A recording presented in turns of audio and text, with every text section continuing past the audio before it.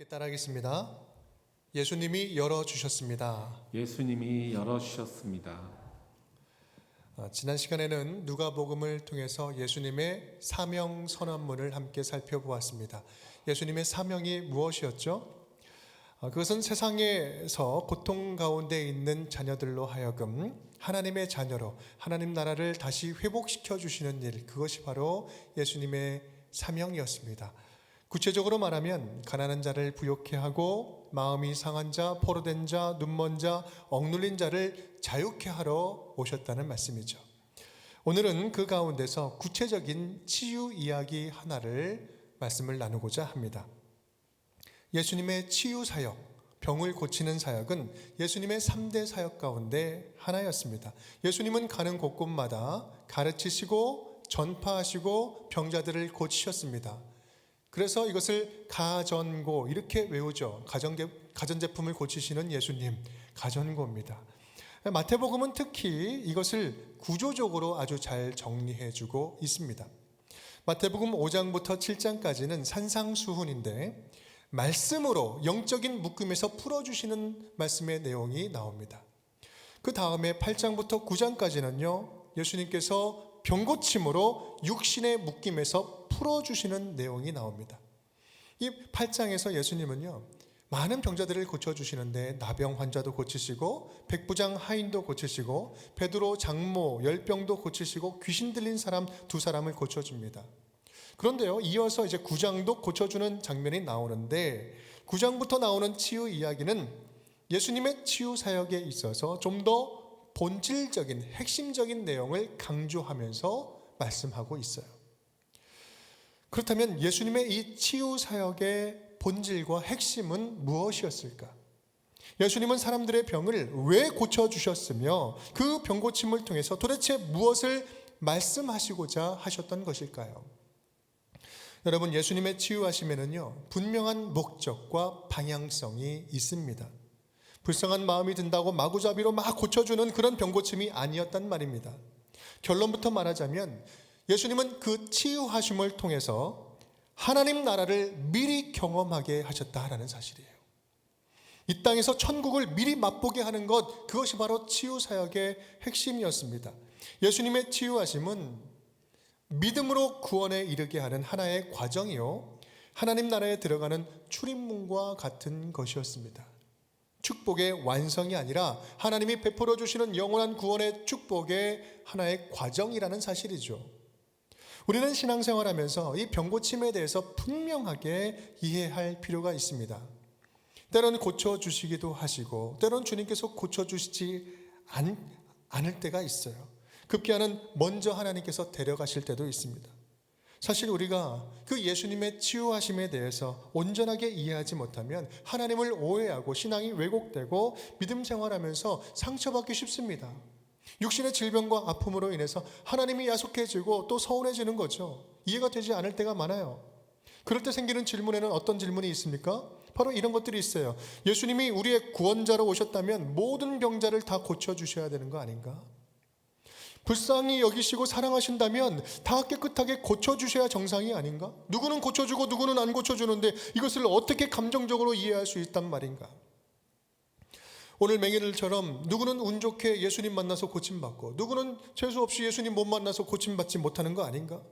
다른 사람들에게는 기적적으로 나타나서 고쳐주시면서 왜 나는 안 고쳐주시고 내 우리 가정은 외면하고 계시는 건가? 성경이 나오는 이런 병자들의 믿음은 도대체 무엇을 믿는 믿음이었는가? 지푸라기라도 붙잡는 봉사 문고리 믿음이었는가? 아니면 죽음마저도 초월하는 그런 믿음이었는가? 병이 낫는 것과 구원받는 것에는 어떤 상관이 있는 것일까? 치유되지 않는 것은 하나님으로부터 외면당하는 거 아닌가? 수많은 질문들이 있을 수 있습니다. 사랑하는 여러분, 그래서 우리는요, 예수님의 이 치유 사건을 하나님 나라 복음의 관점에서 봐야지만 제대로 이해할 수 있습니다.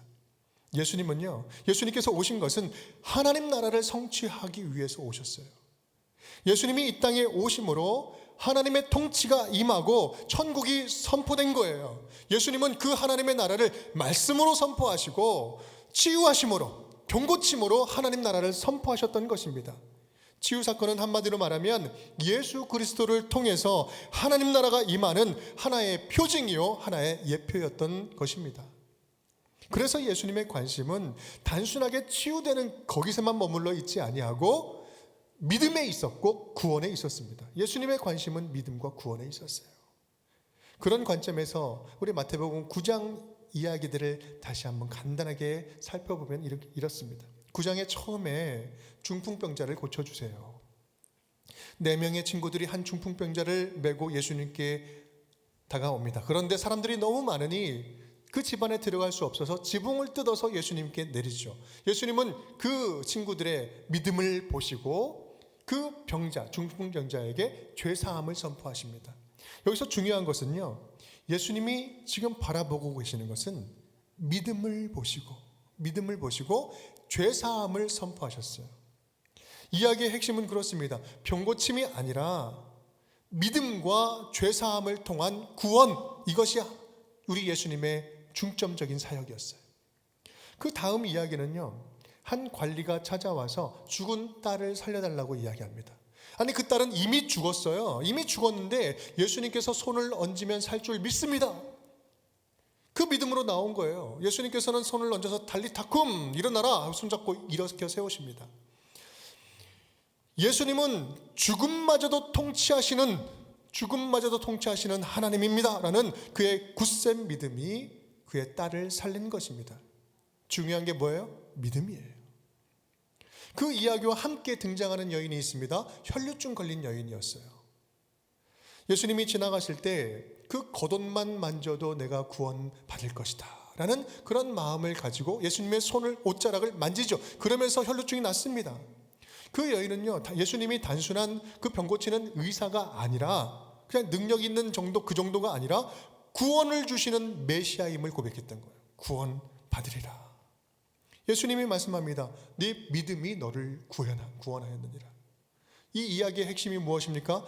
믿음을 통한 구원 이야기를 이야기하고 있는 것입니다. 그 이야기, 다음 이어지는 이야기가 바로 오늘 본문 말씀입니다. 두 맹인이 따라오면서 소리질러 이르되 다윗의 자손이여 나를 불쌍히 여기소서. 다윗의 자손이여. 예수님은 능히 내가 이 일을 행할 줄을 너희들이 믿느냐? 예수님이 지금 묻고 계시는 건 뭐예요? 믿음을 물어보고 계시는 거예요. 네 주님 그러하외다. 우리가 믿습니다. 예수님은 말씀하시죠. 너희 믿음대로 되라. 믿음대로 되라. 모든 예수님의 치유 이야기는요, 단순한 병고침이 아니었어요. 믿음의 이야기였고 영혼의 치유였고 전인적인 구원의 이야기였다라는 사실입니다. 사랑하는 여러분, 우리가 분명히 알아야 됩니다. 만일 예수님께서 예수님의 치유하심이 육신의 병고침에만 목적이 있었다면 예수님은 지금 하늘에 계시면 안 돼요. 지금도 죽지 않고 살아서 이곳에서 계속해서 고쳐주고 계셔야만 합니다. 하지만 예수님은 그렇게 하지 않으셨어요. 예수님은 육신의 질병 자체를 고쳐주러 오신 분이 결코 아니었습니다. 예수님은요, 이 병고침을 통해서 예수 그리스도 안에 있는 전인적인 구원의 길을 알려주시고 그 믿음을 회복시켜서 이 땅에서 예수님과 함께 하나님 나라를 살도록 주님께서 그래서 오신 것입니다. 그래서 예수님의 병고침은 근본적인 병을 고치시는 치유하심입니다. 하나님의 자녀로 전인적인 구원을 얻게 하시려고 다양한 방법으로 만져주시고 고쳐주시죠. 그래서 때로는 육체의 병을 기적같이 고쳐주시기도 하지만 때로는 그 반대로 육체의 연약함을 통해서 영혼을 만지시고 전인적으로 고쳐주시기도 합니다. 때로는 우리에게 영적인 생명을 주기 위해서 죽음을 통해서도 일하신다는 사실을 우리는 반드시 기억해야 합니다. 지난달에 우리 교회 성도님 가운데 한 분의 아버님께서 하나님의 부르심을 받았습니다. 그런데요, 그 장례를 다 마치고 그간에 있었던 일을 이제 말씀을 해주시는데 제가 참 큰 은혜와 감동을 받았습니다. 그 돌아가신 아버님 주변으로 오랫동안 관계가 많이 상했던 가정이었어요. 아버님을 중심으로 관계가 다 깨어져 있었어요. 20년 넘게 안 보던 가족도 있었고요. 말 못할 깊은 상처가 그 가정 안에 서로에게 있었습니다. 그 중심에 서 계셨던 아버님께서 돌아가시게 되었어요. 그런데 기적과 같은 은혜가 임했다는 겁니다. 이 아버님의 죽으시는, 돌아가시는 이 과정을 통해서 가족 간에 용서가 일어난 거예요. 전혀 지금까지 기대할 수 없고 있을 수 없는 그 마음의 교류가 일어났다는 거예요. 아버님의 죽으심 앞에 하나님께서 긍휼한 마음을 부어주셔서 지난날에 대한 용서를 주고받았다는 것, 이것같이 기적과 같은 일은 없다라는 거죠. 있는 그들의 모습을 인정하고 받아주면서 평안을 선물로 받았다라는 고백입니다. 아버님은 비록 돌아가셨지만 수십 년을 깨진 관계로 살던 가족들이 아버지의 그 죽음을 통해서 치유와 회복과 구원을 경험한 것입니다. 장례를 통해서 가족들이 믿음 안에서 정말 믿음이 다시 회복되고 믿음 안에 하나가 될 수 있었습니다. 너무 감사. 장례를 치르고 이야기하는데 처음부터 끝까지 감사의 이야기예요. 하나님은 오히려 우리 가운데 있는 이 죽음을 통해서도 상상치 못할 구원의 역사를 베푸시고 치유하시고 회복하시는 분인 줄 믿습니다. 왜냐하면 이 육신의 죽음이 우리에게 끝이 아니기 때문에 그렇습니다. 바로 이것이 예수 그리스도 안에 있는 진정한 치유, 하나님 나라 안에 있는 치유의 의미입니다. 오늘 예수님을 만난 두 맹인의 인생도 그렇게 반전이 되었습니다. 단지 육체의 눈만 뜬 것이 아니라 영적인 눈도 열리고 영적인 새 삶이, 구원의 삶이 열렸어요. 여기서 우리가 주목할 사실이 있다면 고장난명이라고 이야기를 하죠. 손바닥도 마주쳐야 소리가 난다라는 말처럼 예수님의 이 치유하시는 능력과 함께 우리들의 믿음의 고백이 마주쳐야 소리가 난다는 거예요. 마주쳐야 되는 거예요. 네, 믿습니다. 우리가 믿습니다. 그 옷자락에 손만 대어도 구원받을 줄 믿습니다. 믿음대로 될지어다. 이 두 가지가 마주쳐야 돼요. 예수님의 치유의 능력과 우리의 믿음의 고백이 마주쳐야 우리 가운데 새 삶이 열릴 수 있는 것입니다. 간절히 바라기는 우리 예수님을 향한 살아있는 고백, 이 영적인 마주침을 통해서 우리를 온전케 하시는, 그리고 치유하시는 회복의 은혜가 우리 운정의 모든 가족 식구들 가운데 있기를 주님의 이름으로 축복합니다. 그렇다면 예수님은 오늘 맹인에게 어떠한 것들을 구체적으로 열어주셨을까? 첫 번째, 우리 함께 따라하겠습니다. 소망을 열어주셨습니다. 소망을 열어주셨습니다. 우리 27절 말씀 함께 읽겠습니다. 예수께서 거기에서 떠나가실 때 두 맹인이 따라오며 소리질러 이르되 다윗의 자손이여 우리를 불쌍히 여기소서 하더니. 아멘. 오늘 등장하는 맹인들은 당시 소외받고 무시당하고 버림받은 자들이었습니다. 그러던 그들이 예수님이 오신다는 말을 듣고 간절하게 외쳐 부르기 시작합니다. 다윗의 자손이여 우리를 불쌍히 여기소서. 우리는 이 말에서 그 맹인들의 두 가지 인식을 발견할 수 있습니다. 첫 번째는요, 자기 자신에 대한 인식이었어요. 그들은 분명히 공동체에서 소외당하고 버림받은 자들이었습니다. 하지만 그들은 분명하게 스스로를 이렇게 생각했습니다. 우리는 여전히 약속이 있는 자녀들이다. 약속 있는 자녀들이다. 비록 지금은 눈 멀고 고통 가운데 있지만 하나님이 우리를 불쌍히 여기셔서 메시아를 보내주시면 우리도 구원받을 수 있는 하나님의 자녀들입니다. 우리도 하나님의 사랑 안에 있는 약속이 있는 자녀들입니다. 여러분, 우리에게도 이러한 믿음의 정체성이 있어야 되지 않겠습니까? 어떠한 절망스러운 상황이 온다 할지라도, 어떠한 내가 감당치 못할 일이 온다 할지라도 나는 하나님 안에 있는 소망, 그 소망은 결코 포기할 수 없습니다. 하나님 안에 있는 소망을 결코 포기하지 않은 하나님의 자녀로 나 자신을 인식하고 정체성을 갖는 거예요. 그럴 때 흔들리지 않는 믿음의 자녀로 살아갈 수 있는 것입니다. 이것이 우리에게 필요한 것입니다. 그들에게 있었던 또 하나의 인식이 있었습니다. 그것은 바로 예수님에 대한 인식이었어요. 다윗의 자손이요, 다윗의 자손이요. 여러분, 이 말은요, 예수님은 우리가 기다리던 하나님이 약속하신 메시아이십니다. 하나님이 우리를 위해서 예수 메시아를 보내주셨습니다. 메시아에 대한 고백이었습니다. 누가 우리를 그리스도의 사랑에서 끊으리요? 환난이나 곤고나 박해나 기근이나 적신이나 위험이나 칼이라 어떤 것도 끊을 수 없습니다. 예수 메시아께서 우리의 닫힌 눈을 열어주실 줄을 믿습니다. 예수님에 대한 인식이 있었던 것입니다. 마가복음 평행 본문을 보면 주변 사람들이 조용히 하라고 꾸짖습니다. 혼내죠. 우리 밑줄 친 부분만 함께 읽어볼까요? 소리질러 이르되 그가 더욱 크게 소리질러 이르되 다윗의 자손이여 나를 불쌍히 여기소서. 그들은 외치고 외쳐도 부족합니다. 계속해서 쫓아오면서 따라가면서 소리질러요. 여러분 상상해 보십시오. 그들이 얌전하게 종종 따라갔을까요? 그들은 앞을 볼 수가 없습니다. 가다가 걸려 넘어지고요, 무릎이 깨지고 머리가 부딪히고 더듬 거리면서 쫓아갑니다. 거리가 멀어질세라 떨어질세라 목숨 걸고 쫓아가고 있는 거예요. 죽기 살기로. 그 순간에는 뭐든 자존심도 뭐도 아무것도 필요 없어요. 마가복음은 이러한 그들의 모습을 이렇게 생동감 있게 표현합니다. 맹인이 겉옷을 내버리고 뛰어 일어나 예수께 나아오거늘. 지금 아무것도 보지 못해요. 그런데 겉옷을 벗어버리고 뛰어 일어나서 막 일어나가는 거예요. 사랑하는 여러분, 우리는 얼마나 간절하게 나를 구원하신 예수 그리스도를 찾고 부르짖으면서 따라가고 있습니까? 얼마나 모든 것 다 내어버리고 간절한 마음으로 뛰쳐나가고 있습니까? 지금 오늘 본문에 나오는 이들에 비하면 우리는 너무나 고상하게 믿고 있지 않습니까? 주님 사랑합니다. 구원해 주실래요? 구원해 주시면 감사하고요. 아니면 그렇고요. 사랑해 주실래요? 사랑해 주시면 감사하겠습니다. 고쳐 주실래요? 고쳐 주시면 감사한데 아니면 어떻게 하겠어요? 여러분, 우리가 지금 주님을 향한 마음, 주님을 우리가 어떠한 주님으로 맞아들이고 있습니까?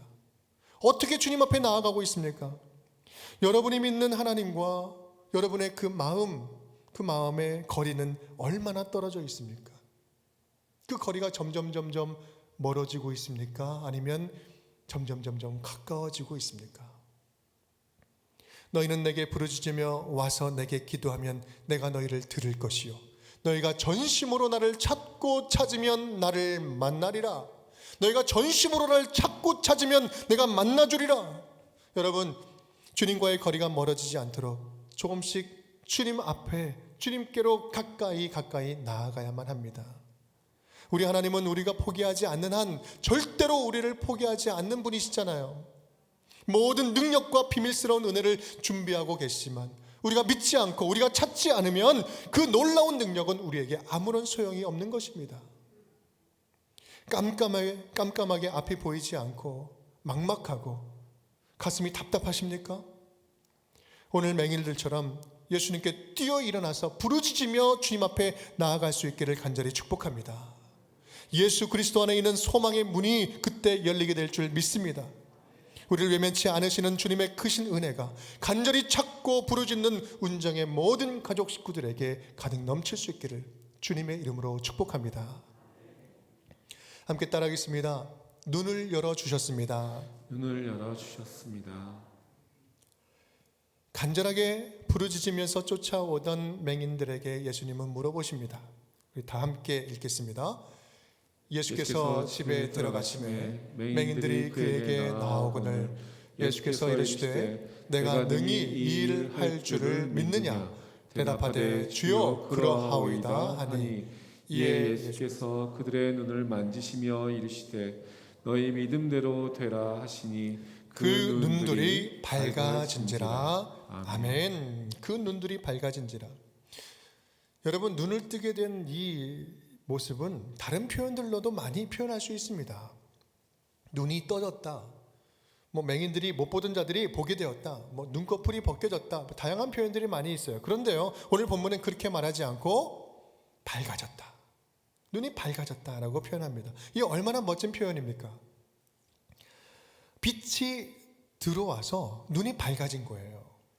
이 밝아졌다는 헬라어 단어 에네오크데산이라는 단어인데 이것은 수동태로 되어 있습니다. 이 말은 뭐냐면 이 기적의 주체가 다르다는 거예요. 맹인이 눈뜨게 되었다. 주어가 맹인이 아니라 빛이 맹인으로 하여금 밝아지게 했다는 거예요. 빛이 들어왔다는 거예요. 참 빛이 되시는 예수님이 그 눈 틈새로 들어와서 밝혀주셨다. 참 빛이신 곧 세상에 와서 각 사람에게 비추는 빛이 있었나니 누구예요? 예수 그리스도. 이는 하나님의 영광의 광채시여 그 본체의 형상이시라. 누굽니까? 예수 그리스도. 그들이 눈을 뜨고 가장 먼저 본 얼굴이 누굴까요? 예수님이었어요. 눈을 뜨자마자 제일 먼저 본 게 예수님이에요. 그 예수님이 빛이 되어서 들어온 거예요. 그들은 지금까지 어두운 인생이었습니다. 몸도 마음도 생각도 관계도 말하는 것도 다 어두운 어둠의 자녀였어요. 그런데 참된 빛이 그들에게 들어간 순간, 참빈 예수님이 들어간 순간 그들은 어둠의 자녀가 아니라 빛의 자녀가 된 것입니다. 그들에게 가장 절망스럽고 원망스러웠던 신체 부위가 어디였겠어요? 눈이었어요. 그 눈이 이제는 예수 그리스도의 빛이 들어오는 거룩한 통로요, 가장 고마운 신체 부위가 되었습니다. 말씀을 준비하면서 엉뚱한 질문이 떠올랐어요. 이 맹인들의 눈은 컸을까 작았을까? 컸을까 작았을까? 제가 마음대로 생각하기에는 눈이 작지 않았을까? 성경에 나오지는 않습니다. 오랫동안 감겨있던, 잘 떠지지도 않았던 그 조그만 눈에 예수님 안에 있는 하나님의 영광의 큰 빛이 쏙 들어온 거예요. 여러분, 더 극적이고 멋있지 않습니까? 눈이 크신 분들은 별로 감동이 없어요. 저처럼 이렇게 눈이 작은 콤플렉스가 있는 사람들에게는요, 그 작은 눈에 큰 영광의 빛이 들어왔다, 더 큰 은혜가 되는 것 같아요. 어찌됐든 예수님의 이 빛이 그들에게 들어가니 새 삶이 열린 거예요. 그렇다면 그들이 그 두 번째로 본 얼굴은 누구였을까? 두 번째로 본 얼굴, 함께 있던 그 친구, 맹인 친구의 얼굴이 아니었겠습니까? 옆에 있던 맹인 친구의 얼굴이요. 그들은 앞 못 볼 때 서로 팔다리가 되어졌던 친구예요. 서로 손발이 되어졌어요. 넘어질 때 일으켜준 친구입니다. 동병상련이죠. 내가 배고플 때 빵을 나누고 내 생명을 나누었던 친구예요. 내가 어떻게 생겼는지 너무나도 궁금하고 보고 싶지만 절대 볼 수 없는, 알 수 없는 친구였습니다. 그런데 그들이 이제 예수님을 만나 눈이 열리고 서로를 바라보게 되는 거예요. 여러분, 얼마나 감격적인 순간이었겠습니까? 이제 그들은요, 함께 구걸하는 자에서 함께 예수님을 따르는, 함께 걷는 제자가 된 것입니다. 여러분, 이것이 바로 저와 여러분의 모습이 아니겠습니까? 우리는요, 모두가 영적인 소경들이었어요. 앞을 보지 못했어요. 예수님을 만나기 전에는 영적으로 외롭고 관계적으로 고립되고 소외되고 세상 속에서 외면당하고 절망에 지치고 희망에 목말라 하는 존재들이었습니다. 그런데 예수님께서 우리 안에 들어오시면서 영적인 눈이 열리게 된 것입니다. 영적인 눈이 열리고 하나님의 자녀가 되었어요. 내가 아버지를 하나님의 자녀로 부르는 순간 하나님을 아버지로 부르는 저분들이, 지금까지는 저와 전혀 상관없었던 그분들이 나의 형제 자매가 된 거예요. 영적인 가족이 된 것입니다. 이제는 예수 안에서 영적인 가족이 된 거예요. 보이는 거예요. 여러분, 주변을 한번 보십시오. 운주교회 성도들을 한번 보십시오. 하나님이 우리로 하여금 외롭지 않도록 붙여주신 영적인 동반자들 아닙니까? 이 얼마나 감사한 일입니까? 얼마나 소중한 친구예요. 얼마나 소중한 영적인 동반자입니까? 외롭지 않아요. 주 안에 우린 하나, 모습은 달라도 예수님 한 분만 바라네. 우리가 예수 안에서 한 가족이 된 것입니다. 여러분, 서로 보시면서 이렇게 좀 인사를 나누실까요? 사랑의 눈을 담아서, 사랑의 눈으로 당신이 내 곁에 있어줘서 고맙습니다. 당신이 내 곁에 있어줘서 고맙습니다. 우리는 영적인 가족입니다. 네, 마음을 담아서 다시 한번, 우리는 영적인 가족입니다. 우리는 영적인 가족입니다. 네. 사랑하는 여러분, 예수 안에서 우리 운정교회를 통하여 영적인 가족을 붙여주심에 감사할 수 있기를 바랍니다. 여러분에게 붙여주신 영적 가족들을 소중하게 여길 수 있기를 바랍니다. 하나님이 서로를 위해서 붙여주신 동반자들이에요. 서로가 있는 그 자체에 대해서 기뻐할 수 있기를 바랍니다. 눈이 열리고 영혼이 열려서 함께 제자의 길을 갔던 그 맹인들처럼 함께 예수의 길을 행복하게 걸어가는 운정의 모든 가족 식구들, 영적 동반자들이 될 수 있기를 주님의 이름으로 축복합니다. 함께 따라하겠습니다. 입을 열어주셨습니다. 입을 열어주셨습니다. 30절 31절 말씀 함께 읽겠습니다. 그 눈들이 밝아진지라 예수께서 엄히 경고하시되 삼가 아무에게도 알리지 말라 하셨으나 그들이 나가서 예수의 소문을 그 온 땅에 퍼뜨리니라. 아멘. 예수님은 이제 이 사실을 알리지 말라라고 엄히 경고하셨습니다. 왜 그러셨을까요? 왜 그러셨을까? 뭐 여러 가지 이유가 있을 수 있겠지만 가장 큰 이유가 있다면 그것은 이 치유 자체에 광분하지 않도록 하기 위함이었습니다.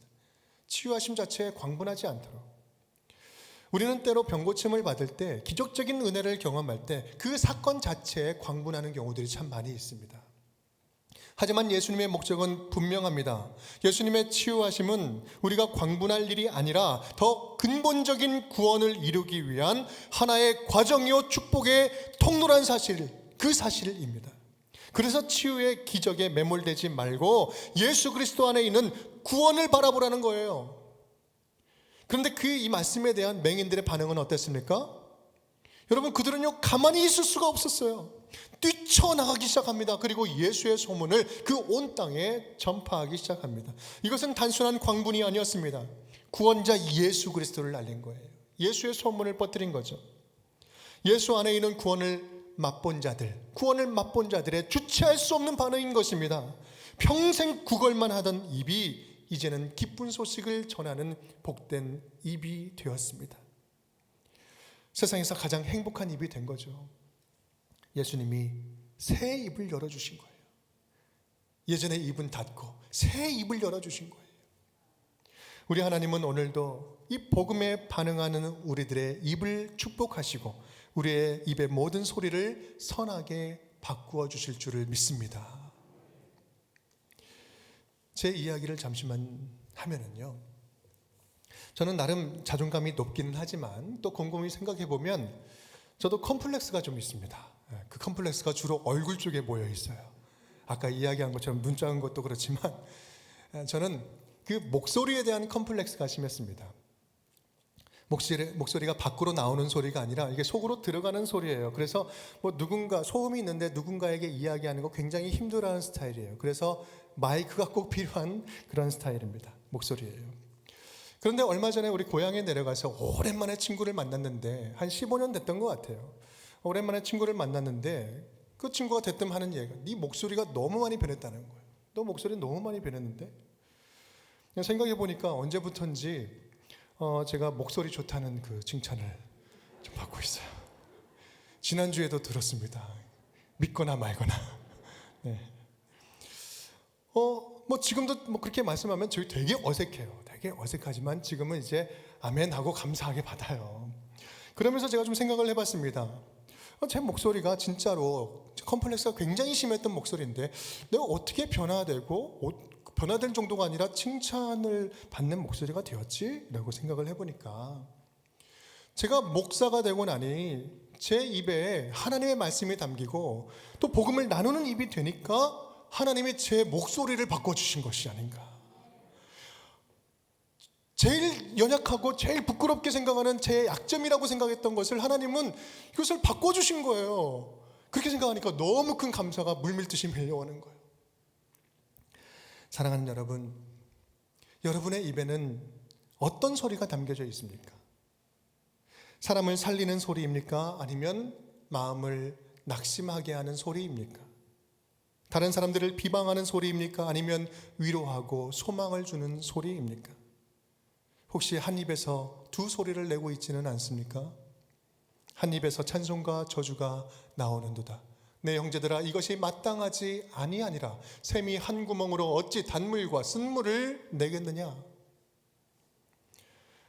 지난 수요일 대통령 선거가 있었습니다. 우리 잘 마쳤죠.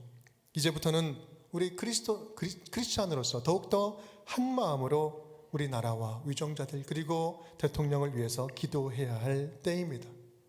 일단 대선이 잘 끝마쳐서 다행이고 감사한 일입니다. 그런데요, 저는 지난 몇 달간 대선을 치르면서 너무나 마음이 불편했습니다. 마음이 힘들었습니다. 그것이 저만 그랬을까요? 온 나라가 비난의 소리, 서로를 깎아내리는 비방의 소리로 가득했습니다. 반대를 위해서 반대를 하는 거예요. 정권을 잡기 위해서라면 거짓말해도 전혀 상관이 없는 것이고 모함하는 것도 용인이 되는 거예요. 대놓고 욕하는 것도 마치 그래도 되는 것처럼 상식이 되어버렸습니다. 여러분, 얼마나 가슴 아픈 현실입니까? 쓸데없는 상처를 국민들이 서로 너무 많이 주고받았어요. 여러분, 우리가 예수 그리스도를 믿는 자로서, 예수 그리스도를 믿는 자로서, 하나님의 자녀로서 거기에 편승했다면 우리는 회개해야 됩니다. 나라를 위해서 기도하기보다 정치 논리에 빠져서 양진영에 빠져서 서로 욕하기 바쁘고 비방하기 바쁘고 갈라치기 하는데 바빴다면 우리는 진정으로 회개해야 됩니다. 그것은 사람을 살리는 소리도 아니고 나라를 살리는 소리도 아니고 하나님이 기뻐하는 소리도 아니에요. 여러분, 하나님이 우리 입술에 무엇이 담기기를 원하시겠습니까? 하나님의 자녀들로 하여금 정정당당하게 경쟁을 하되 정직과 존중이 살아있는 그 입술들이 아니겠습니까? 비난이 아닌 도전으로, 시기가 아닌 협력으로, 분열이 아닌 상생으로 나라를 함께 세우는 그 헌신하는 입술들, 주님께서 그 입술을 원하지 않으셨겠습니까? 러시아가 일으킨 우크라이나 전쟁으로 목숨이 경각간에 있는 위태로운 곳에 위로의 소리를 보내고 눈물 섞인 기도의 소리를 주님께 올려드리는 것, 하나님 나라를 위해서 눈물 부짖으며 기도하는 그 소리들을 입술에 담기를 원하시지 않으셨겠습니까? 유례없는 화마로 인하여서 삶의 터전을 한순간에 잃어버린 그 피해자들을 위해서, 이재민들을 위해서 살리는 소리, 도움의 소리가 되어서 적극적으로 그곳에 찾아가기를 원하시는 게 아니겠습니까?